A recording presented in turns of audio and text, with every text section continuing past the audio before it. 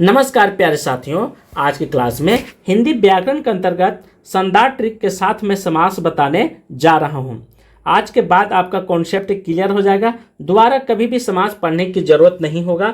चाहे आप TGT, PGT या कोई भी राज्य की पात्रता परीक्षा देना चाहते हैं, सभी के लिए बहुत ही महत्वपूर्ण रखेगी। फर्स्ट में है कि आपको मैं कहना चाहता हूँ रटना नहीं है, आपको हम हर तरह से बताएंगे, हर विधि से बताएंगे, हर एग्जाम्पल दे दे करके बताएंगे, ताकि फर्स्ट में है समास। समास कहने का अर्थ होता है दो या दो शब्दों से मिलकर बने हुए सार्थक शब्द को समास कहते हैं। ठीक है, आपको दोनों विधि रखना है दिमाग में। समास का दूसरा रूप ट्रिक में समझना है तो संक्षेपीकरण को भी समास कहा जाता है। घटने की क्रिया को समास कहा जाता है और संक्षिप्त रूप करना, इस क्रिया को ही समास कहा जाता है। ठीक है, तो आपको रटने की यदि आदत है तो रट सकते हैं, यदि ट्रिक से पढ़ना चाहते हैं तो ट्रिक से भी पढ़ सकते हैं। समास के भेद कितने होते हैं? 6 होते हैं। द्वंद्व समास, द्विगु समास, तत्पुरुष समास, कर्मधारक समास, बहुब्रीहि समास और अविभाज्य समास। इसकी खासियत देखते हैं, सभी के एग्जाम्पल के साथ में बताने जा रहा हूँ। नोट कर लें एक चीज यहाँ पे कि प्राचीन काल में द्विगु समास, ठीक है, कर्मधारक और तत्पुरुष में ही जोड़ दिया गया था। अर्थात प्राचीन काल में ऐसी मान्यता था, ठीक है, कि द्विगु और कर्मधारक जो है से पैदा किससे हुआ है? तत्पुरुष के ही पिता थे। ठीक है, तत्पुरुष से ही निकल करके आया था। बेसिक नॉलेज आपको यहाँ ध्यान रखना है। समास पढ़ने से पहले जैसे दो शब्द आता है, एक प्रधान खंड आता है और एक गौण खंड आता है। अधिकतर व्याकरण की बुक में इसी शब्द का प्रयोग आपको मिलेगी। तो इस शब्द के साथ साथ मैं आपको कहना चाहता हूं कि गौण खंड और गौण खंड का अर्थ होता है अर्थ पर बल नहीं पड़ता है, और प्रधान खंड का अर्थ होता है मुख्य अर्थ पर बल पड़ता है। पूर्व पद मतलब होता है पहले का पद और उत्तर पद मतलब होता है बाद का पद। इतनी चीजें आपको ख्याल रखना है। ट्रिक क्या है? अब जितने भी हैं 6 समास है, 6 समास का मैं ट्रिक के माध्यम से बता रहा हूँ। यहाँ से 2 प्रश्न निश्चित है। ठीक है, 2 प्रश्न गारंटी में लेता हूँ। अब प्रश्न कैसे पूछेगा? ऑप्शन दे देगा, इनमें से कौन सा पद प्रधान होता है, कौन सा पद उत्तर पद प्रधान होता है। तो आपको यह ध्यान रखना है। जैसे अविभाज्य समास में क्या था? पूर्व पद। ठीक है, पूर्व पद मतलब पहले का पद। ठीक, पहले का पद क्या होता है? प्रधान होता है। और तत्पुरुष, कर्मधारक, द्विगु, ये तीनों जो हैं, ठीक है, इसका पिता जो है से तत्पुरुष है। क्या है? तत्पुरुष है। इसका 2 बेटा पैदा हुआ है, कर्मधारक और एक द्विगु। तो दोनों का डीएनए सेम होगा। तो डीएनए जब सेम होगा तो उत्तर पद प्रधान होगा। ठीक है, जैसा बाप वैसा बेटा। अब द्वंद्व समास में दोनों पद क्या होता है? प्रधान होता है। और बहुब्रीहि में कोई बड़ा न कोई छोटा, बराबर। ठीक है, यहाँ पे किसी को प्रधानता नहीं मिलती है। यह बात आप ध्यान रखेंगे। ये ट्रिक आपको इसलिए दे रहा हूँ ताकि बहुत बार टीजीटी पीजीटी में पूछ देता है। अब यहाँ पे बात करते हैं अविभाव। अविभाव कहने का अर्थ होता है कि जैसे अविभाव आ गया तो यहाँ पे देखिए क्या है? अब ये लगा हुआ है, जैसे आना, ठीक है, अचानक। तो क्या है? ये सब उपसर्ग लगा हुआ है। जहाँ पे उपसर्ग लगा हुआ रहेगा दोस्त, वहीं पे अविभाव समास आपको दिखाई देगा। इसके लिए चश्मे की जरूरत नहीं है, आपके दिमाग की जरूरत है सोचने की। इसके अंतर्गत लिंग, वचन, कारक तथा काल का कोई यहाँ पे मतलब जब भी हम इन चीज़ों को लगा करके बात करेंगे तो कोई परिवर्तन नहीं होगा इसके अंतर में। ठीक है, जिस समास का पहला पद क्या होता है? प्रधान होता है। ये भी बहुत इंपॉर्टेंट है, इसको हल्के में नहीं लेना है। ठीक है, सेकेंड है जिस समास का पहला पद उपसर्ग लगा रहेगा। ये भी ट्रिक है, ये सब ट्रिक है, ये सब चीज़। जैसे अथा शक्ति, देखें यहाँ पे अथा लगा हुआ है, प्रतिदिन, प्रति जोड़ दिन, अनुरूप, अनु यहाँ पे उपसर्ग है। ये सब क्या है? उपसर्ग लगा हुआ है, यहाँ पे उपसर्ग लगा हुआ है।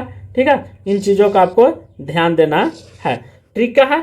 क्रिया को भी छाटना। यदि आप उपसर्ग नहीं जानते हैं तो क्रिया छाटिए। दिन, रूप, मरण। क्रिया मतलब जो काम करते हैं उसे क्रिया कहा जाता है। धीरे धीरे, बार बार, कभी कभी। ट्रिक क्या है? जिस समास का पहला पद में अथा, या, यन, अनु, प्रीति लगा हुआ रहेगा, अर्थात उपसर्ग लगा हुआ रहेगा, उसे अविभाव समास के अंतर्गत रखा जाता है। नोट कर लें, नदी और पहाड़ के पहले संख्यावाची आ जाएगा, विशेषण आ जाए तो अविभाव के ही अंतर्गत रखेंगे। जैसे एग्जाम्पल से मैं बता रहा हूँ, आपको कन्फ्यूजन हो जाता होगा। तो देखिए, पंच हिमालय जो है दोस्त यहाँ पे, ठीक है, क्या है? पंच हिमालय। तो पंच है यहाँ पे, इसको देखिए आप लगा दीजिएगा दिगु में, लेकिन ये क्या है अविभाव समास के अंतर्गत आएगा। इस सेकंड ट्रिक है, जैसे आमरन, ठीक है, आमरन में देख लीजिए यहाँ या लगा हुआ है, बाकायदा, बेशक, निरोग, ये सब उपसर्ग लगा हुआ है। सेकेंड है द्वंद्व समास। द्वंद्व में एक दूसरे से द्वंद्व रहेगा, एक पक्ष होता है एक विपक्ष होता है। तो देखते होंगे लोकसभा में तो दोनों द्वंद्व क्या करते हैं, प्रतिद्वंदी हो जाते हैं कभी कभी वैसे मुद्दों पर। तो यहाँ पे जिस समास में योजक चिन्ह लगा रहेगा, पहला आपको ये ट्रिक पकड़ लेना है, आंख मूंद करके क्या करना है, द्वंद्व समास लगा लेना है, लेकिन सोचना है, देखना है चारों विकल्प पर, ठीक है। उसके बाद और शब्द आए तो द्वंद्व समास कहते हैं। 1 से 9 तक क्या है, 1 से 9 तक की पूर्ण संख्या को छोड़ करके, ठीक है, बाकी क्या हो जाएगा, अपूर्ण संख्या भी द्वंद्व समास कहलाता है। जैसे 35, 36, 46, माता पिता, दाल रोटी, रोटी कपड़ा मकान, बहुत इंपॉर्टेंट है ये ट्रिक, ठीक है। रोटी कपड़ा मकान, आप सोचेंगे 3 शब्द आ गया तो इसको किस में लगाएंगे। द्वंद्व के भी भेद होते हैं, कौन कौन होते हैं, इतरेतर द्वंद्व, समाहार द्वंद्व, वैकल्पिक द्वंद्व। इतरेतर द्वंद्व का खासियत है, पकड़ने का चिन्ह है और या तथा लगा रहेगा। जैसे अन्न और जल, देखिए यहाँ अन्न और जल, तोड़ेंगे तो क्या होगा, अन्न और जल। कंद मूल फल, कंद और मूल और फल। 25, 5 और 20, ठीक है, तभी तो 25 बनेगा। उसी प्रकार समाहार द्वंद्व, समाहार द्वंद्व में भला बुरा, तोड़ेंगे तो भला बुरा आदि होगा। हाथ पाँव आदि। काम काज, काम और काज, ये सब क्या होगा, समाहार द्वंद्व कहलाता, समाहार द्वंद्व कहलाता है। उसी प्रकार वैकल्पिक द्वंद्व, वैकल्पिक में इसमें क्या हो, विकल्प रहेगा, ठीक है, आगे पीछे करने का। जैसे घट बढ़, अर्थात तोड़ेंगे तो घट या बढ़ भी सकता है, इसमें गारंटी नहीं, फिक्स नहीं होगा, 50-50 रहेगा। क्या रहेगा, 50 इधर 50 इधर। 1000, 500, 500 से 1000 तक। यस अपयस बहुत इंपॉर्टेंट है, ये क्या है, इसको ये वैकल्पिक द्वंद्व के अंतर्गत आएगा। यदि वहाँ पे एग्जाम में यदि द्वंद्व केवल रहेगा तो यस अपयस क्या द्वंद्व ही लगाएंगे, लेकिन द्वंद्व के बाद यदि दे दिया वैकल्पिक द्वंद्व, समाहार द्वंद्व, इतरेतर द्वंद्व, तो आपको इन चीज़ों को भी ध्यान रखना होगा। उसी प्रकार दिगु समास, दिगु समास जिस पद में संख्यावाची हो, 1, 2, 3, 5 आदि का पता चले उसे दिगु समास ही कहा जाता है, ठीक है, यह ध्यान रखेंगे। यहाँ पे टाइपिंग में थोड़ा सा मिस्टेक है। जैसे चौमासा, 4 मासों का समाहार, अष्टाध्याय 8 अध्यायों का समाहार, त्रिवेणी, पंचवटी, ये सब क्या दिगु समास के एग्जाम्पल हैं। कर्मधारक, कर्मधारक मतलब कर्म क्या होता है, जिसका महान हो, ठीक है। सबसे पहले कर्म क्या करना चाहिए, महान बनाना चाहिए, महान धारण करना चाहिए, उसे कर्मधारक कहा जाता है। अर्थात कहने का अर्थ है, यह ट्रिक इसलिए दे रहा हूँ कि पहला पद जो होता है दूसरे पद की विशेषता बताता है, ठीक है। अर्थात जिस समास का एक पद दूसरे पद की विशेषता बताता है। आप यदि कर्म करेंगे तब तो आपका विशेषता बनेगा। जैसे विग्रह करने पर जो रूपी शब्द का प्रयोग होता है, इसलिए पहला पद क्या होगा, कर्मधारक ने नीला है आकाश, नीला है जो आकाश, देखिए कर्म प्रधान है तो उसकी विशेषता बता रहा है। नील गाय, नीला है जो गाय। महात्मा, महान है, मतलब कर्म तो महान किया होगा तभी तो वह महान व्यक्ति बना, तब उसकी आत्मा कहलाता है महात्मा। चरण कमल, चरण रूपी कमल। उसी प्रकार बहुवीर्य समास, बहुवीर्य समास जिस समास का न तो प्रथम पद प्रधान होता है और न दूसरा पद। जैसे बहुवीर्य का तोड़ेंगे, बहु जोड़ बिही होता है, ठीक है। तो बहु मतलब घर, बहु मतलब होता है न घर के लिए प्रधान होती है न बाहर के लिए, उसको सब लोग क्या करते हैं, बराबर मानते हैं। तो जिस समास में न तो प्रथम पद प्रधान होता है और न दूसरा पद प्रधान होता है, वो बहुवीर्य समास के अंतर्गत कहा जाता है। विग्रह करने पर जो जिसका, जिसकी, जिसके, वह आदि शब्दों का प्रयोग मिलेगा उसे बहुवीर्य समास कहा जाता है। त्रिनेत्र वाला, गिरधर, गिरि का धारण करने वाला। दशानन, 10 है आनंद जिसके वह। दिगंबर, दिख ही अंबर है जिसका। पीताम्बर, पीला है अंबर जिसके। ये सब किसका एग्जाम्पल है, तो ध्यान रखेंगे ये बहुवीर्य के एग्जाम्पल है। बहुवीर्य के एग्जाम्पल होता है न तो कोई भी पद बड़ा होता है और न कोई पद छोटा होता है, बराबर होता है, समान होता है, ठीक है, उसे बहुवीर्य के अंतर्गत रखा जाता है। उसी प्रकार तत्पुरुष, तत्पुरुष कब बनता है, कोई भी व्यक्ति पुरुष कब बनता है, महान पुरुष, जब, ठीक है, दोनों पद किसी न किसी कारण चिन्ह से का के की को के से जुड़ा हुआ रहता है, अर्थात उसे महान तत्पुरुष कहा जाता है। तत्पुरुष अर्थात गगन को चूमने वाला, ठीक है।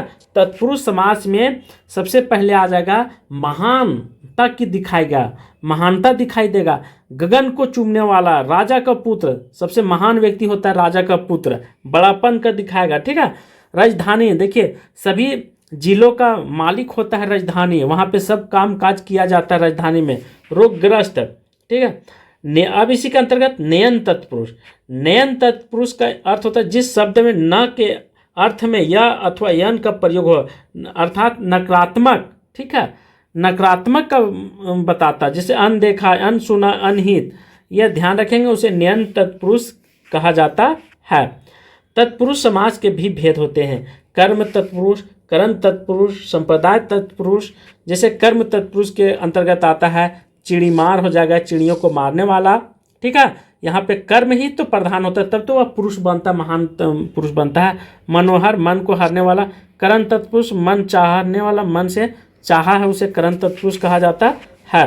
संप्रदाय तत्पुरुष, रसोई घर, रसोई के घर, मार्ग व्यय, मार्ग के लिए व्यय, ठीक है। अब उसी प्रकार अपादान तत्पुरुष, अपादान तत्पुरुष कहने का अर्थ होता है कमचोर, काम, इसका अर्थ होता है काम से जीत चुराने वाला, देखिए अलग हो रहा है काम से।